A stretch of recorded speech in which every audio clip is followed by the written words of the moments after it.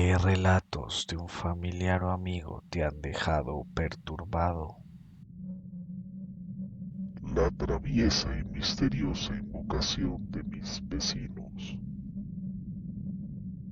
Hace algunos años, cuando estaba en la universidad, mis vecinos eran tres jóvenes casi de mi misma edad.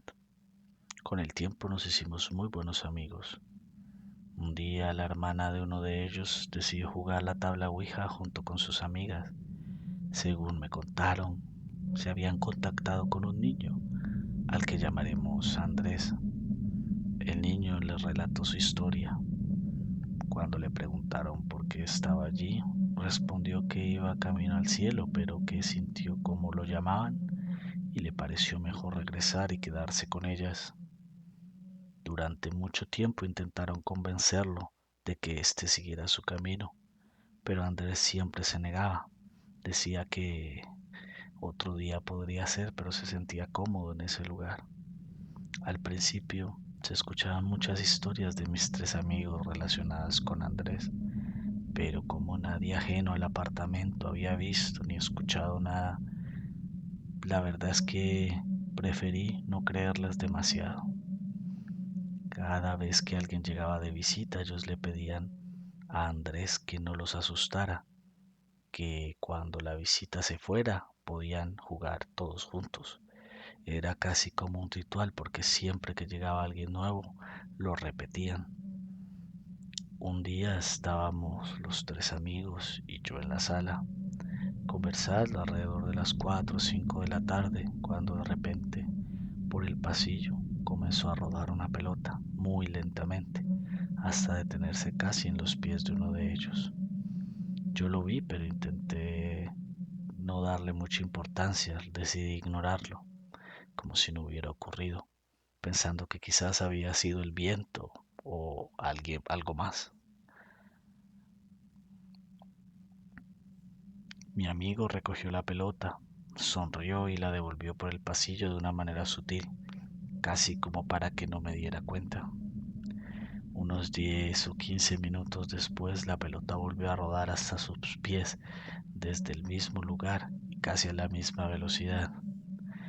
Esta vez yo estaba observando con mucha atención. Quería ver qué era lo que pasaba o desde dónde venía.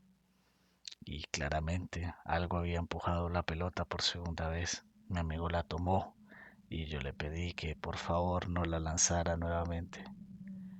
Otro día, un domingo, cerca de las 9 o 10 de la noche, comencé a escuchar ruidos en el apartamento de mis amigos. Sonaba como si estuvieran rompiendo muchos objetos de vidrio, platos, vasos, como si alguien estuviera arrojando todo lo que había en la cocina. El ruido fue tan fuerte que los porteros subieron pensando que se trataba de una pelea. Incluso varios vecinos salieron al pasillo para ver qué estaba ocurriendo. Ese mismo día llamé a mis amigos y me dijeron que justo ese fin de semana habían salido, así que no había nadie en la casa, que ellos estaban en una finca, pero que el lunes llegaban. Ese mismo día llamé a mis amigos y me dijeron que justo ese fin de semana habían salido los tres, así que la casa se encontraba sola. Ellos se encontraron en una finca, pero que estaban a punto de llegar. Cuando llegaron, les conté yo lo ocurrido y los celadores también. Subieron rápidamente a percatarse de que de pronto no haya sido un ladrón y para sorpresa de todos, todo estaba completamente en orden. No habían vidrios rotos, no había desorden, solo un sofá que estaba atravesado en medio de la sala, nada más.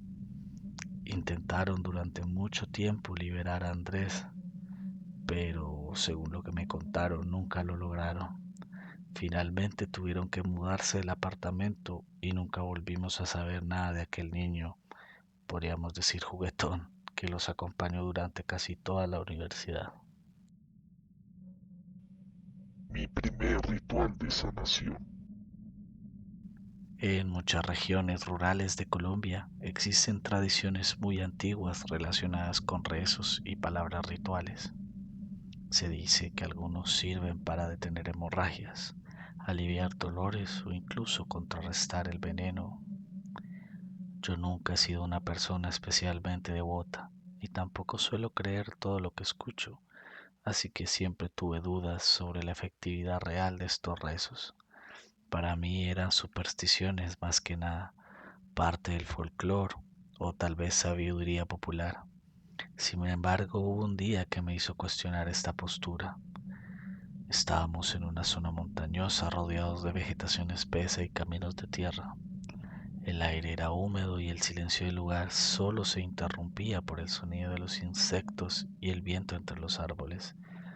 De repente llegó alguien avisando que a un perro lo había mordido una serpiente y que el animal había salido corriendo hacia la montaña. Cuando preguntaron si alguien sabía rezar para estos casos, nadie respondió. Entonces una persona dijo que tenía el rezo escrito en una hoja, que lo único que faltaba era alguien que lo pronunciara. Yo, movido por la curiosidad y quizá tal vez por esa necesidad humana de comprobar lo desconocido, dije que yo podría hacerlo. Antes de entregarme el papel me preguntaron si había tenido relaciones sexuales en los últimos 3 días. Les respondí que no. Al parecer, esto tendría que ser una condición importante, como si el ritual exigiera cierto estado de pureza o concentración. Con la hoja en la mano salimos a buscar al perro. Caminamos cerca de una hora por trochas estrechas, adentrándonos cada vez más en la montaña, siguiendo las indicaciones de donde lo habían visto por última vez. El ambiente se sentía denso, casi solemne, como si el lugar mismo guardara el silencio expectante. Finalmente lo encontramos. Estaba tendido en el suelo, prácticamente agonizante. No sabíamos qué tipo de serpiente lo había mordido, pero era evidente que era venenosa. Tenía la zona inflamada, signos de parálisis, y de la herida salía una mezcla de agua con un líquido rojo claro. Me arrodillé junto a él, tomé el papel con la mano izquierda y coloqué la derecha sobre su cuerpo. Comencé a recitar el rezo. Las oraciones invocaban a San Pablo, a Jesús, a María y a José. Mientras lo hacía debía persignarme 7 veces siguiendo el ritmo de las palabras. Lo repetí 2 veces. El ambiente cada vez se volvía más extraño. Era difícil de explicar, como si el tiempo se hubiera ralentizado por unos instantes. Al terminar, el perro cayó en un estado parecido a un desmayo, respirando apenas. Lo colocamos sobre una lona y lo cargamos de regreso a la casa. Esa noche quedó en reposo, sin ningún tipo de medicamento ni tratamiento adicional, solo silencio y la incertidumbre. Al día siguiente, y para sorpresa de todos, el perro se levantó. Aún no apoyaba mucho la pata donde había sido mordido y orinaba agua oscura, pero se veía mucho mejor. Ya no estaba en agonía, era bastante evidente que iba a sobrevivir. Hasta el día de hoy no tengo una explicación clara de lo que ocurrió. Tal vez fue coincidencia, tal vez el veneno no era tan letal como nos parecía, o tal vez, como dicen mucho, la fe tiene un poder que aún no comprendemos del todo. También existe otra posibilidad, un poquito más inquietante, que ciertos rituales funcionen porque apelan a fuerzas que no necesariamente entendemos. Tampoco sabemos si estas fuerzas son benignas. La verdad es que no lo sé. Solo sé que desde ese día miro estas tradiciones con un poco más de respeto y con la sensación de que en algunos rincones del mundo lo visible y lo visible aún conviven muy de cerca. La sombra de mi familia.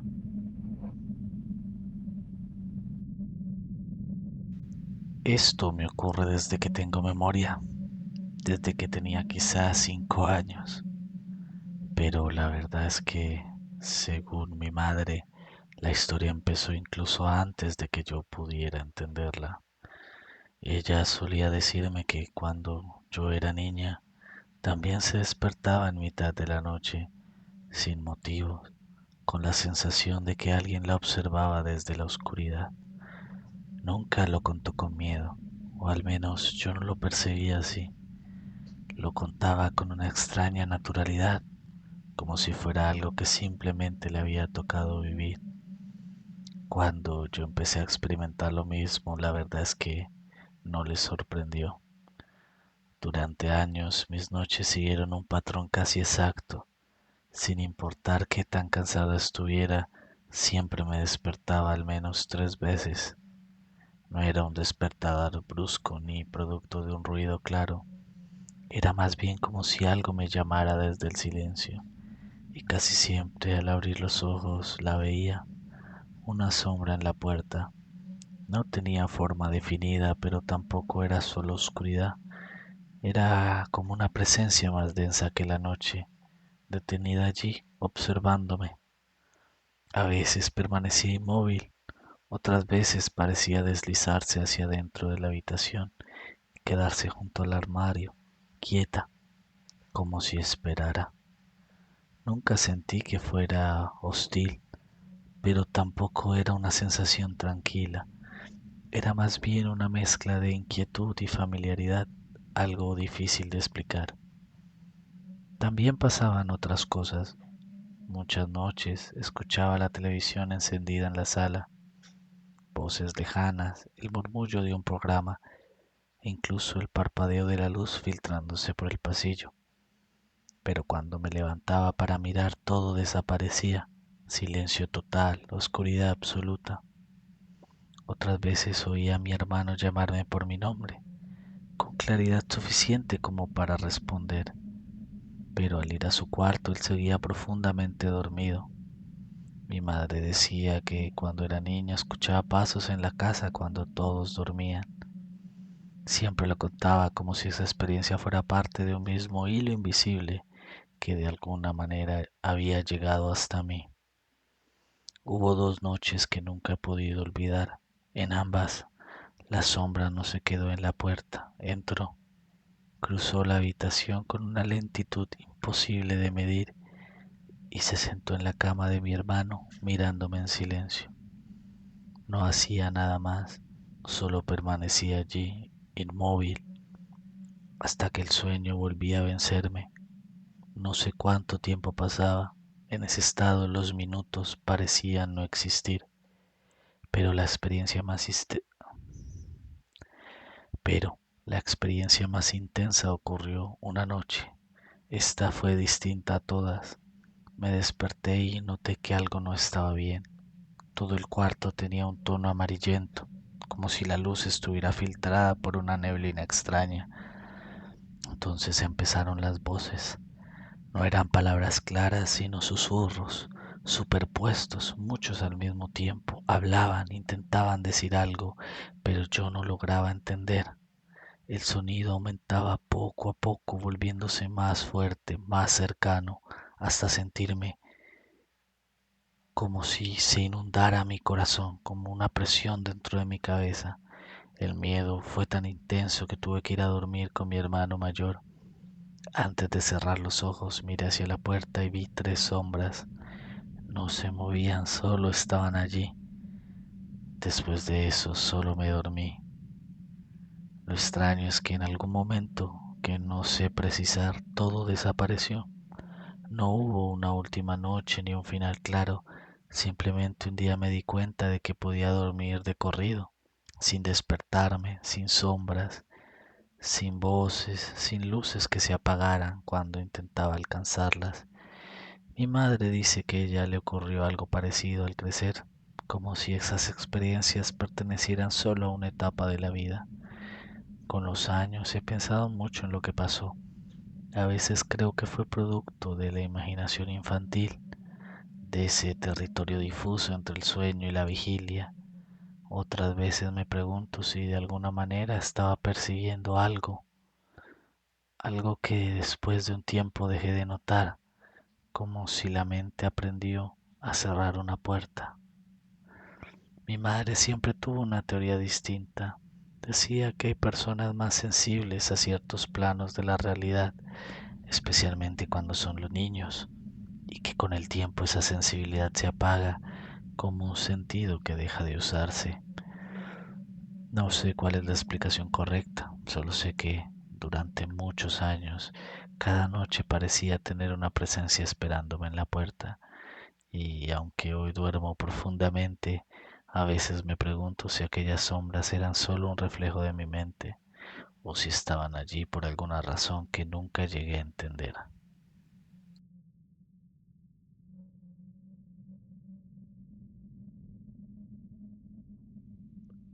Algo me siguió desde el bosque hasta mi casa.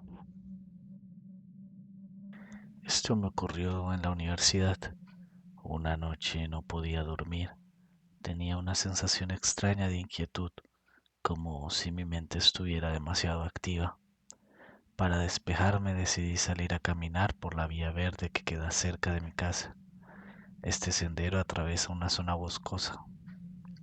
Muchas personas dirían que caminar sola por un lugar así en plena noche, pero el vecindario era muy tranquilo y yo conocía ese camino perfectamente. Había pasado por allí tantas veces que podía recorrerlo casi de memoria. No llevaba ni 5 minutos caminando cuando escuché algo que me hizo detenerme. Era una voz, una chica cantando. Reconocí la melodía de inmediato.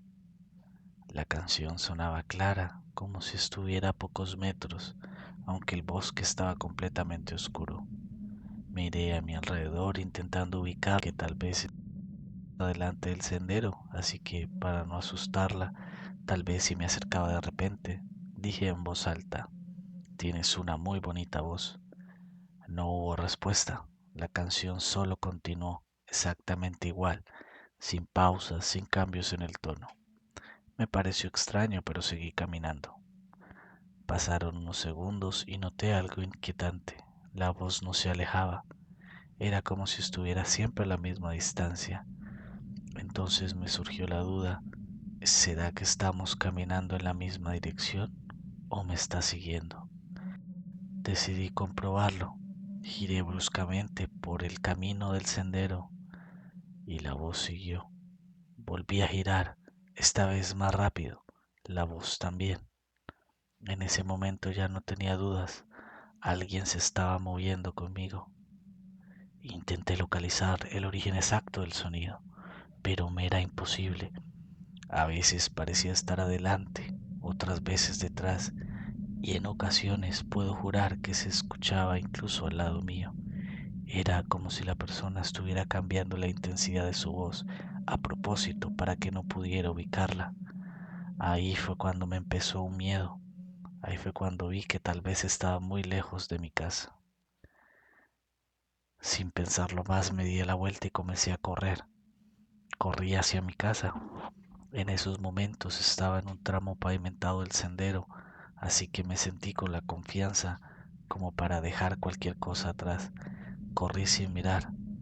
Hasta llegar a mi casa cerré la puerta y traté de tranquilizarme.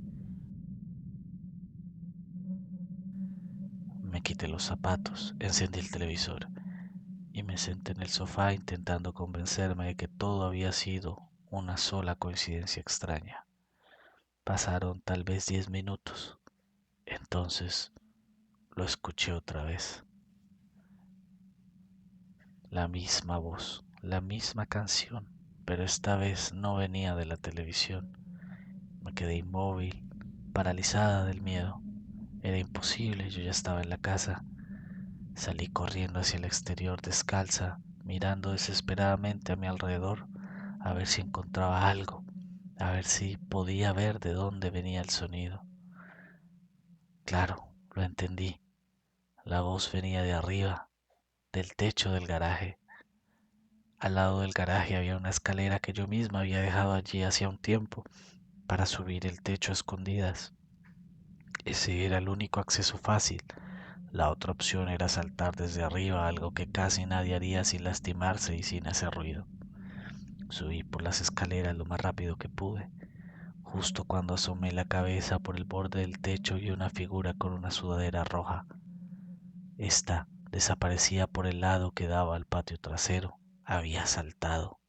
La vi caer y seguir corriendo como si nada. Atravesó el jardín y saltando la valla de casi 2 metros con una facilidad sorprendente. Por un momento pensé en perseguirla, pero estaba descalza y la verdad, siendo honesta, no no estoy segura de que realmente quisiera alcanzarla. La verdad es que no creo en fantasmas ni en cosas sobrenaturales. Tal vez era una sola persona jugando una broma muy elaborada y pesada.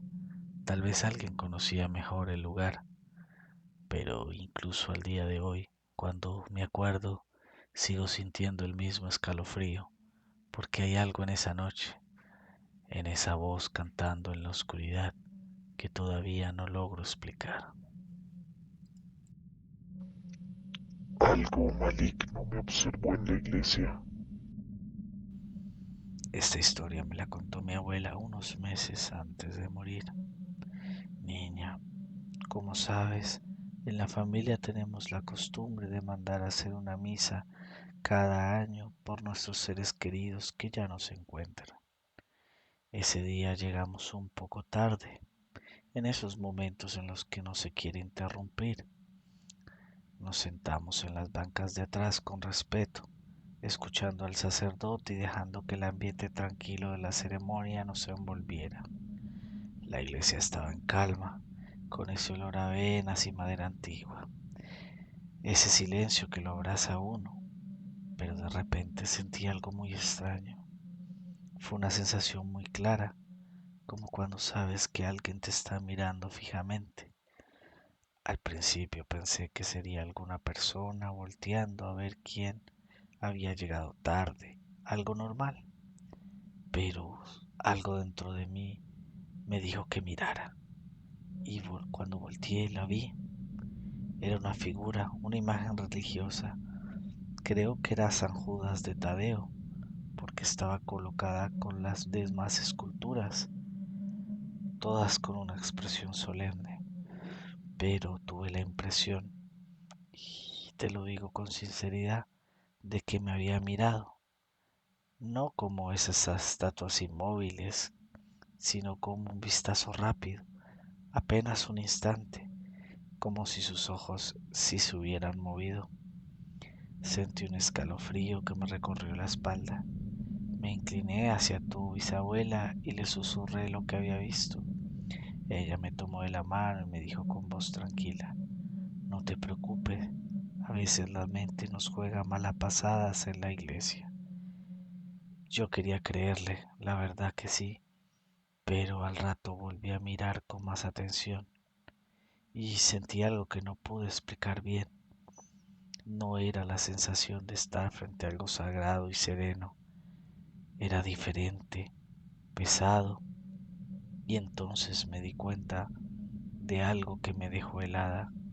No era la imagen de un santo, era como si estuviera mirando a Judas Iscariote, pero representado de una forma que intentaba parecer otra cosa, como si se estuviera ocultando tras la apariencia de una figura devocional.